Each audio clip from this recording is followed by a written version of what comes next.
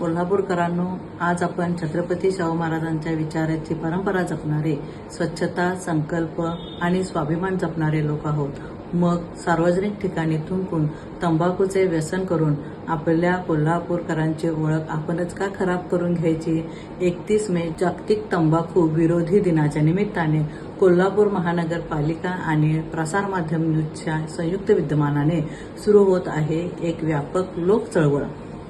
संकल्प तंबाखू आणि थुंकीमुक्त कोल्हापूरचा आपण ही फक्त मोहीम नाही, तर स्वच्छ आणि सुंदर कोल्हापूर, निसर्गाने पुरेपूर आणि तुमच्या मनातलं कोल्हापूर या मोठ्या संकल्पनेची सुरुवात आहे.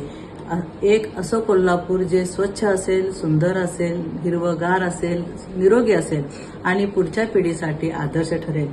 आज गरज आहे बदलण्याची, कारण तंबाखू फक्त शरीराला नाही तर कुटुंब, समाज आणि आपल्या शहरातील संस्कृतीलाही नुकसान पोहोचवणारे आहे.